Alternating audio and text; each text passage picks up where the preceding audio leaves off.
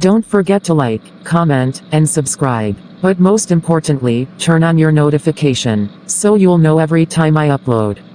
Now, let's get into it. 7 days of travel, 3 days of dodging bullets, and 4 days of barely surviving the hike through the world's deadliest forest. That was the only way they could stay off the radar of those rogue agents looking to cash in on the files. One thing, and one thing alone, brought their enemies closer and closer. The hate that fueled Billy to prove Katya incompetent. The Unicorn and Blue Ocean files are being safeguarded by Micah and Katya. All the while, Rhonda is babysitting Billy so she doesn't get them all murdered. Rhonda already reached out to her handler and obtained a checkpoint so Billy can be released from the team and briefed. But the type of briefing Billy is in store for doesn't need her signature at the end. Her actions could have caused a world war against the United States. But what she doesn't know is that this is her last mission ever. We're looking a bit stylish. Respect the drip. The drip? Boy, stop. We're dressed like a group of teenage children. I wouldn't say stylish. Why are these two so nonchalant? Don't force me to make that call, Billy. She murdered our only lead. Don't make this a problem. She saved a fellow agent, as she would have done for any of us. Maybe we need to split up. Wait, what? It's obvious, Billy has an issue with how I do things. So much so, that I don't feel comfortable any longer traveling with her. I would rather travel alone, than with a teammate that questions everything. And could potentially get us all caught. Or murdered. Are you serious? Thankfully not dead, but, yes. We are as serious as your hating skills. I'm not a hater. Yeah, whatever. We out. We'll take the files, since you'll end up alone for a few hours. I'll meet you in the square, before we head to the embassy. I'll stay back to make sure Billy gets picked up safe. Then, meet you ladies at the embassy. Boss, don't sit me down. These two are reckless, and you know it. What I do know is that she saved our asses a few times. Because you dropped the damn ball. It's jealousy.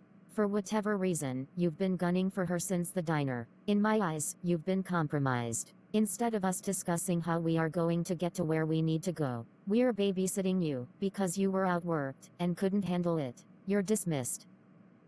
Are you kidding me? The door. Alright, now that we have that taken care of. It was like pulling teeth. Micah, I need you to keep an eye on Billy. Don't let her out of your sight until someone picks her up. Or knocks her off, whichever comes first.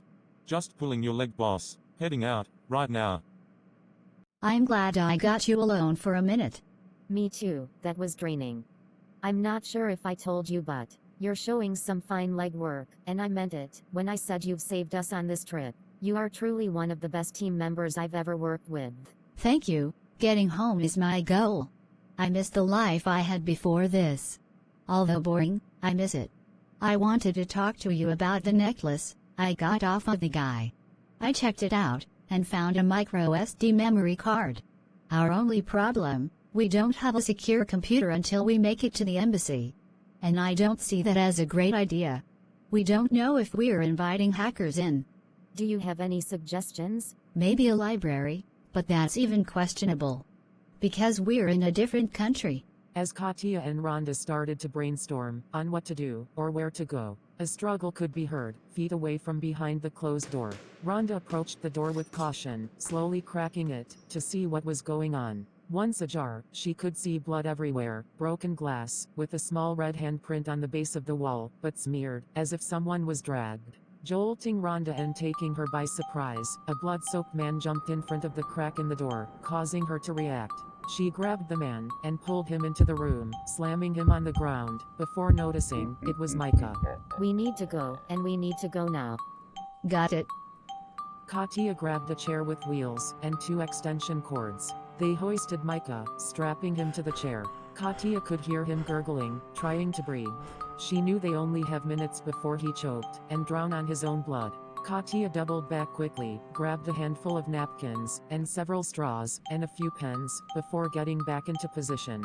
They needed to get him out of the building, while trying to not get shot, and save his life. Otherwise, they'll have to leave him behind.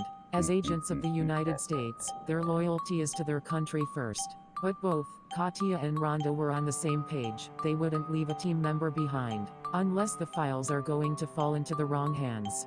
Hey guys, Odell here. I want to say thank you for all the well wishes. I'm feeling a tad better and wanted to give it all to you in one shot. Next, this past week's shoutouts. A special shout out to all of you for your patience. But the MVPs of Assassin Studio are the Doc Monster, Catherine Mayer, Poppy Salazar, and Fred Humble. Thank you for showing love. You guys rock. Now remember, be yourself, because no one is as unique as you. Much love. Stay tuned for Season 3, Episode 5, this Thursday.